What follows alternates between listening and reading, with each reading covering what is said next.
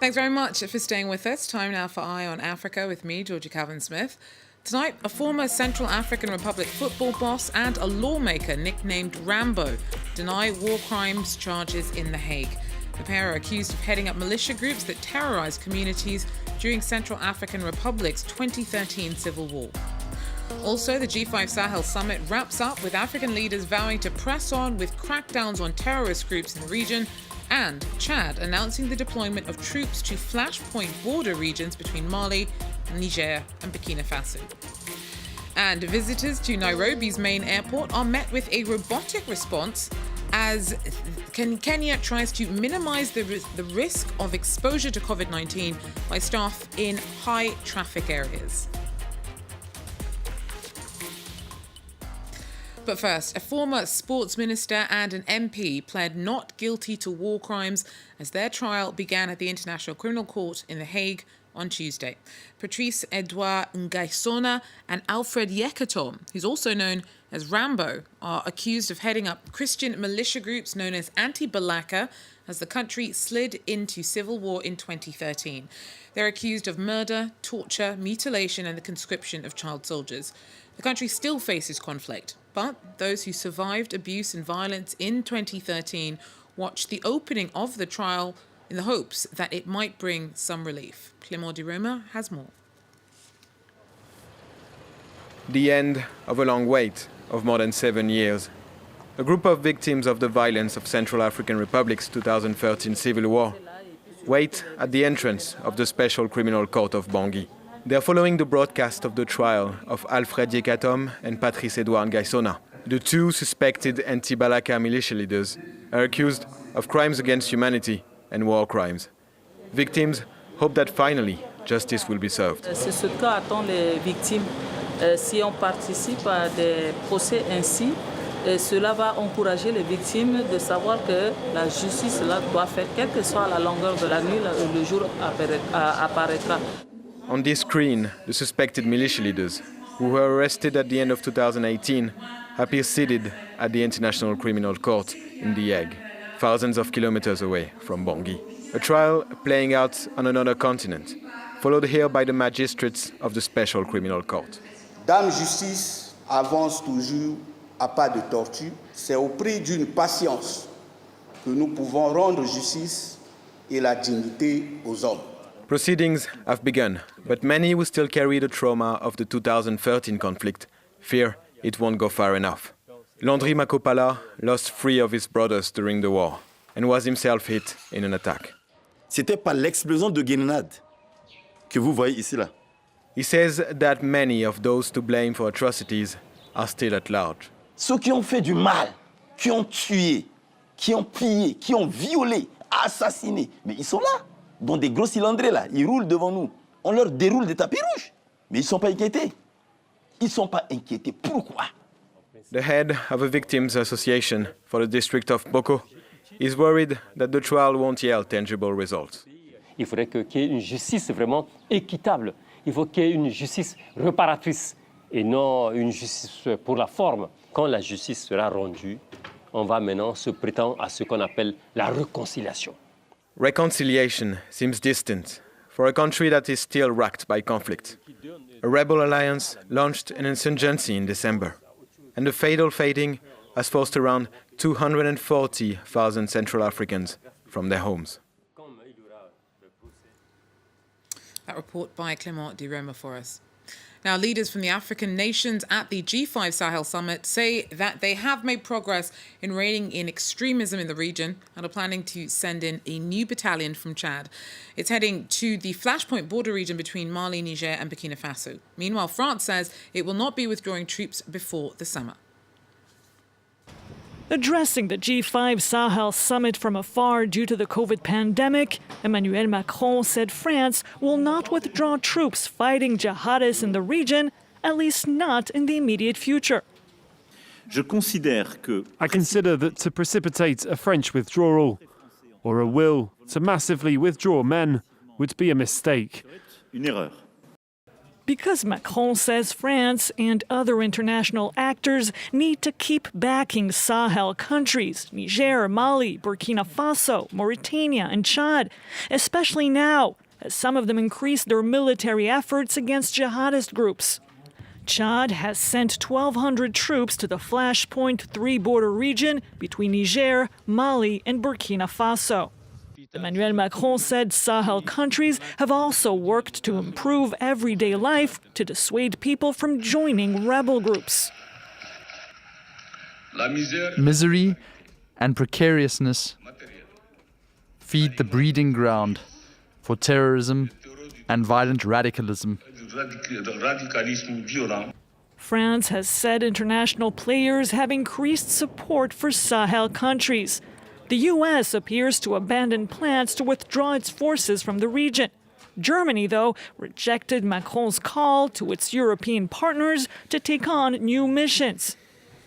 At the moment, we don't intend to engage in other missions beyond that, but rather focus on what we're doing already. G5 Sahel has also called for extra funding. The force needs 40 million euros per year for its operations. Now, thousands of Algerians rallied in the northern town of Kirata on Tuesday in protest against the military and government. The demonstration was a revival of the Hague marches, which began in Kirata exactly 2 years ago and swept former strongman Abdelaziz Bouteflika from power. Now, they stopped a year ago because of the introduction of a coronavirus lockdown, but dozens of people are still imprisoned over their connections to the movement. There's been growing condemnation of the abuse of political prisoners after one student accused police of torturing and sexually abusing him whilst he was in custody. Walid Nekish's testimony has shocked many in Algeria. This pro-democracy student said he was tortured and sexually abused by members of Algeria's national security services. وما يستنطقوا فيا وبيستنطقوا فيا بالتعذيب بالساق يساقوا فيا بالتريسيتي ما داروا فيا اللي ما يتندرش تحس روحك صح شغل تحس روحك مجاهدي فرنسا راهي تعذب فيك. Walid Nekish was arrested in 2019 during a protest against the Algerian regime. He was sentenced to 6 months in jail for plotting against the state. Nekish was released earlier this month because he had already spent a year in detention. After hearing his story, several Algerian NGOs have decided to create a committee against the torture of political prisoners. Si aujourd'hui on demande un procès, c'est un procès équitable. On n'a pas condamné directement les tortionnaires. On a déposé plainte. On a dit à la justice d'intervenir selon les lois internes et internationales. Following Nekish's testimony, prosecutors in Algiers have launched an investigation. The National Human Rights Council, which is close to those in power, welcomed the decision. وفي نهاية المطاف نحارب التعذيب بطريقة حضارية وطبقا للقانون وبعيدا عن الاستغلالات السياسية والسياسوية خصوصا في هذا الظرف. Analysts said the regime is currently nervous as the 2-year anniversary of the Hague movement looms. The anti-regime protests began on the 22nd of February 2019 and forced former President Abdelaziz Bouteflika to resign 2 months later. Now, the WHO, the World Health Organization, has warned several countries to be on the alert for possible Ebola infections after Guinea reported new cases and DR Congo confirmed 4 infections this month. Authorities are anxious to prevent a repeat of the 2013 to 2016 outbreak in West Africa, which killed 11,300 people. Andy Hillier has more. From past experience, Guinea knows there's no time to waste. Less than 24 hours after the presence of the Ebola virus was confirmed in the country, a humanitarian flight was already in the air. It touched down in Nzerekore in southeastern Guinea, carrying on board UN experts and health officials. At the same time, the government took to national television to set out the measures it was putting in place. Interdiction des marchés hebdomadaires, des cérémonies religieuses et traditionnelles nécessitant des regroupements pour une durée de 30 jours renouvelable si nécessaire. For now, the measures are only in force in the towns of Nzerekore and Gueke, considered the epicenter of the outbreak.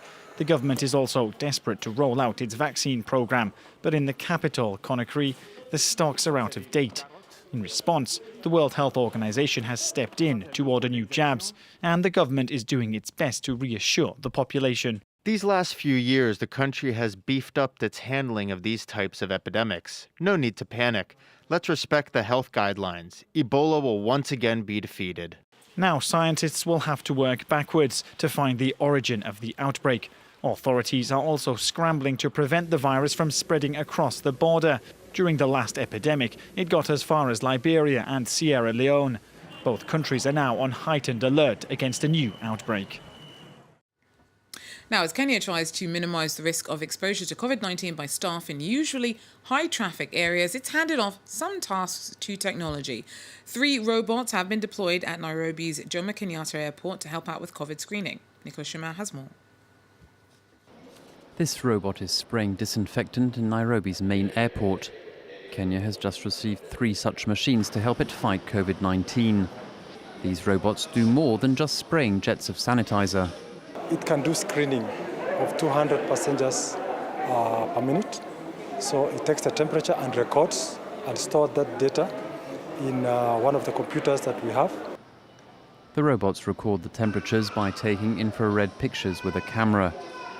They also give out orders to passengers who don't respect anti-COVID rules. Please wear a mask. Carefully maintain social distance. This is one more example of how the future is going to look. The future is going towards contactless travel, is going towards automation, is going towards a greater focus on what you call health security. And that's where the future is going to. We've just come from a COVID pandemic. You could call that the era of bio-insecurity, but now we're going to more health and safety. The robots save passengers time on arrival formalities. They were made in China and donated by Japan and the United Nations Development Programme. Kenyan authorities said they would also be deployed in hospitals. Well, that's it for Eye on Africa for now. Thanks for joining us. Do so again. Take care.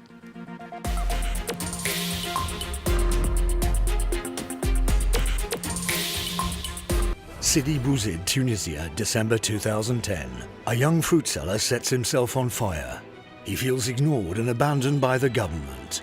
His death stirs nationwide protests for democracy. It's the beginning of the Arab Spring. We went out to protest against the regime. We didn't think we were making a revolution. But when the regime fell, we had dreams. While Tunisians today enjoy freedom of expression, some are nostalgic for the dictatorship of President Ben Ali. We had security, a health system, safety, and a bit of freedom. Our reporters are in Sidi Bouzid, in a Tunisia caught between 2 stools. Have the achievements of the revolution met the dreams and expectations of the Tunisian people? Sidi Bouzid Revisited, all this week here on France 24.